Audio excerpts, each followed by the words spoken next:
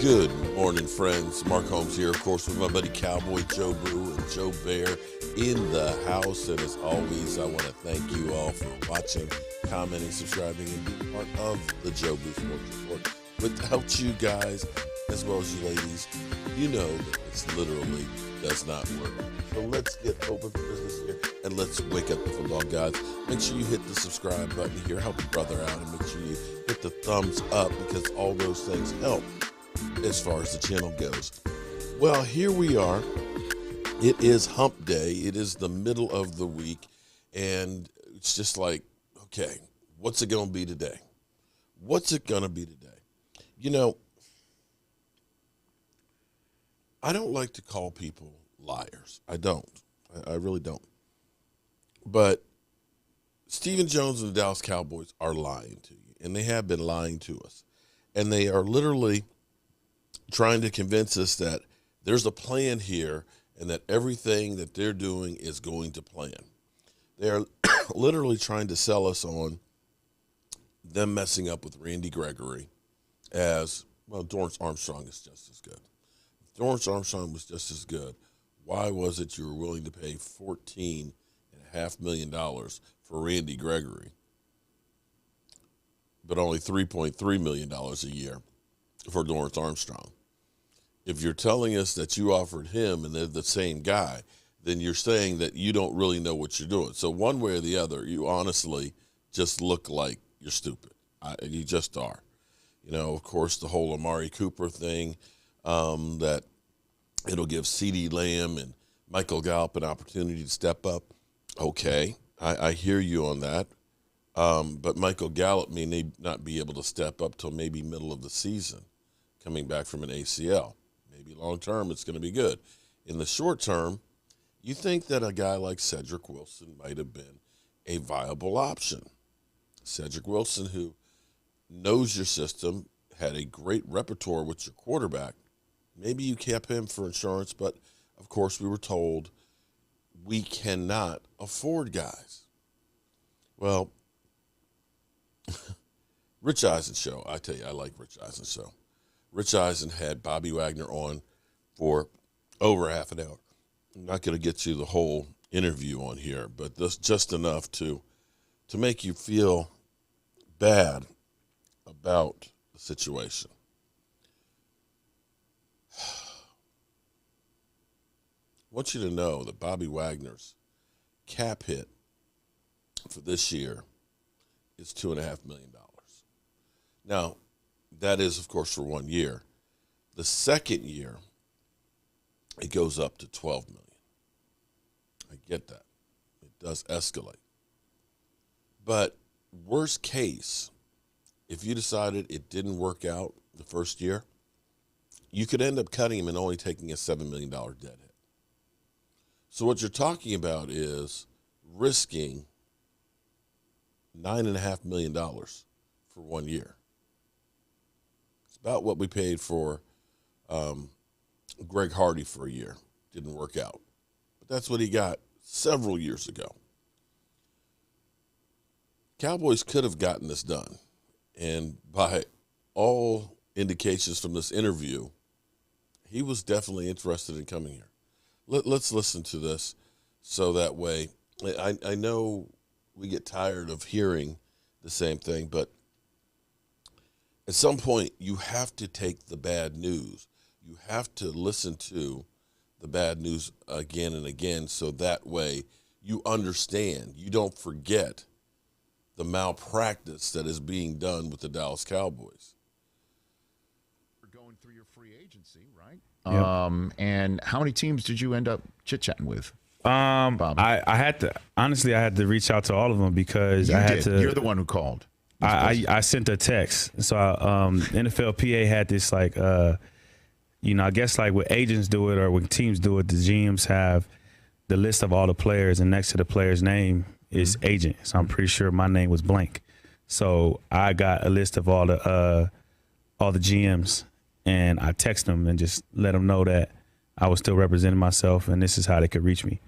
And so I talked with a few that day when some of them text back that first day, and then a lot of them had to I guess they had to check to see if that was actually me. Like they text. They was like, I had a couple of them text me the next day, like, hey, like, sorry for the late response. We had to confirm. We thought this was a joke. Like, we didn't think that that you were actually texting us from your cell phone. And so, did somebody ask like a question? Like, when I once upon a time met you at the combine, what did you say to this answer? No, they didn't do that. They just was like upfront. They were like, yeah, like we didn't think we had to confirm the identity of this text message before we responded. That's amazing. And I didn't even think about that. I just thought, like, you know, you get a text message from me, you just gonna assume it's me. But I forgot that, you know, there's crazy people in the world, Bobby Wagner. There are crazy people. Which is kind of funny though, because the alternative of that, I had got some text messages or phone calls like, hey, yo, like, we're interested, and I'm just like, this sounds like a little kid on the phone. But like I had to answer every phone call. Sure, you know what I mean? Because you don't know. I didn't have every GM's number saved, and so I'm answering all the phone calls, and I get one from. And as soon as the person says, like, hey, we're interested in signing you, and I'm like, this is a little kid. There's no way this is a. Well, it's maybe somebody from the analytics department. I don't know. Yeah, just reaching out to start the process. They didn't have no pitch in their voice, for sure. They definitely like 12 years old. Would you say talk to Bill? Is that what you're saying? He's a Patriot fan over there. I didn't talk to Bill. God dang it. I have so much respect for Bill, though. I think it's mutual, though. Of course. Coach Belichick. Oh, I know that for sure. I'm sure it's that. I'm sure it's mutual. But you could tell what Jerry Jones sounds like, right? I mean, you could sure. I'm just saying, like, there's certain people you know what their voice sound like, but this person kid, right. I knew he didn't know the first thing about being. Because that was the first thing I thought of, is that Dan Quinn is in Dallas. You and Dan Quinn obviously were on the same team, you know, winning a championship together, and that was going to be the place that you wound up. Was that? Yeah, we had conversations. He was you're right. He was one of the first people that reached out, and we had a lot of conversations. But you know, they couldn't. They didn't really figure it out. You know, from a financial situation, but also they had other needs that they wanted to address first, and they addressed those needs. Okay, I know you're looking directly at me, but I'm seeing past you to my guy TJ Jefferson, who's a diehard Cowboy fan. He is so upset right now. He just heard you say. Hey, you know, it's crazy though, because you know, I'm not really active like so much on social media, but every single day, like, I was getting hit up by Dallas fans and telling me like where I could eat, where I could live, who's been there, how nice would it be to have a star on the top of your helmet. It was. I'm sorry for bothering you, Bobby. All those tweets. That was @2Jiggy. Were any from @2Jiggy? No, I didn't get no @2Jiggy. I got a bunch of burners. I apologize. Yeah, we just really wanted you. That's funny. So when did the Rams come into the picture, Bobby? When did that happen? Rams was kind of always in the picture, to be honest, because, you know, obviously we play each other a lot, and so and they know I'm from Cali, so they reached out early on too. But it was the same thing for a minute. They were trying to figure out they had certain needs that they wanted to address and things of that nature, and I was in a position where I was patient. I wasn't like in a rush to try to sign somewhere, because I knew, like, I'm hoping that, you know, wherever I sign next was going to be the place that I spent majority of my career as I, you know, wind this thing down. So I wanted to take my time and make sure that I picked the right place, and, you know, who doesn't want to come home? Of course, no question about that. And I get to be on the Rich Eisen show like every week. This is the cherry on top. I mean, you could just put Rich and then just put Bobby right at there. Wags? Yeah, Tuesday guest spot. I mean, I'm just saying. You know what I'm saying? Every Tuesday. Listen, look, you're welcome here anytime. And now you also remember what LA traffic is. It's, you know, sometimes Rams are like, they want a helicopter to come from Thousand Oaks. I mean, this is very true, because I was about to say, Seattle was getting pretty bad too, though. Understood. Seattle was nothing matches California. No, I know that, because it could be midnight. It could be midnight. You might get stuff in traffic. It's a time insensitive roadway, that 405. Yeah, it doesn't matter what time it is. I understand. Did Aaron Donald, Jalen Ramsey, anybody call you up and say? Yeah, they reached out. I mean, as soon as I got released, I think AD was the first person, one of the first players, to reach out, and Jalen was like shortly after him. So I can't imagine what Aaron Donald, will be able to do in front of you and you behind him. I cannot even imagine how, his job to take up space, to apply pressure, to stop the run on the way to the quarterback, how great he is. For you now to be behind him is downright scary. I'm excited. Like I'm excited just thinking about it because I again, he's a guy that I've watched, for a lot of years because we play each other so much, and I watch film on him too, and so I see the way that he plays and moves and things like that, and how he takes up blocks, and I know that I'll be able to read off of that and play off of that really well. And so just the idea of being able to do that, and it's not just him. Like there's so many different weapons on that D line, right. And to be able to play behind that and read and feel and get into a flow. It's going to be crazy. Chris, you have the NFL rulebook in front of you. Is this fair? Is that? Can you look this up? It is fair. I looked. Yeah, Section 8, sub A. Is this fair? Yeah, No. it's not fair. Article 45. Yeah, Article 45. That's true. Well, you know your business. I mean, Article 45, so we're all good. Doesn't seem fair. It doesn't. Doesn't seem fair. It does not seem fair. And see, here's the irony of all this. When I don't mean to belittle Dorrance Armstrong, because Dorrance Armstrong is a good player. He's a really good player, and he may step up this year and become, take it to the next level, having Dan Quinn there for another year. That's very, very possible. But I want you to understand, with the Rams, a team that was against the cap, are paying this year for Bobby Wagner is less money than we are paying Dorrance Armstrong. I want you to understand what the Dallas Cowboys were talking about paying Randy Gregory for 1 year is the exact cap number that the Rams will be paying over the course of 2 years for Bobby Wagner.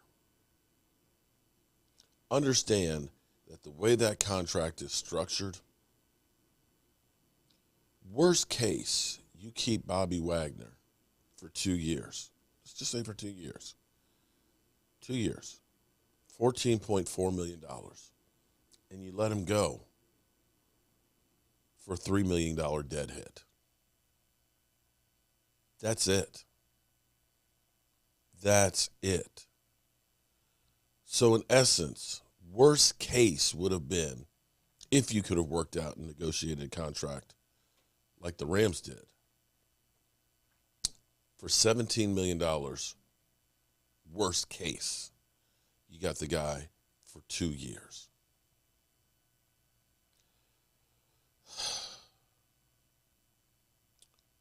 Owner malpractice. That's all you can call it with Stephen Jones. There's no way, no how you could look and say, that wouldn't have been worth a flyer.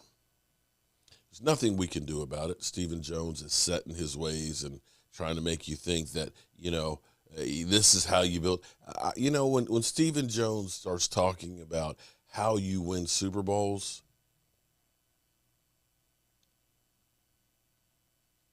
how do you know? How do you honestly know?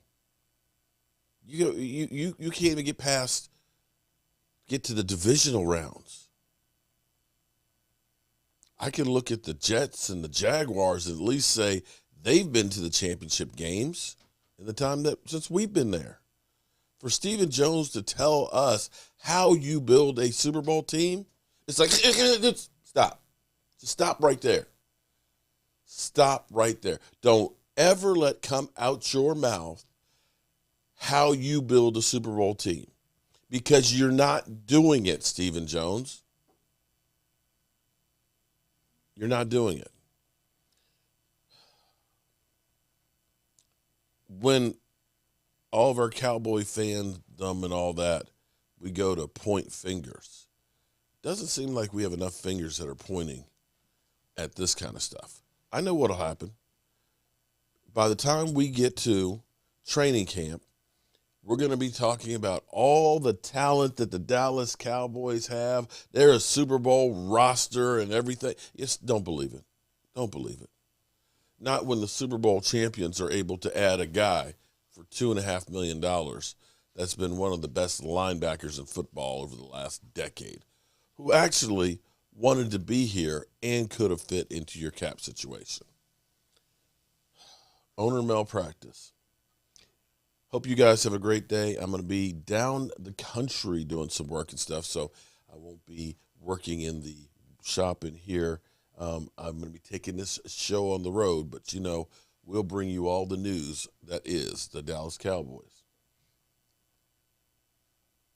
Mark Holmes here, and as always, I want to thank you all for watching, commenting, subscribing, and being part of the show for the sports report.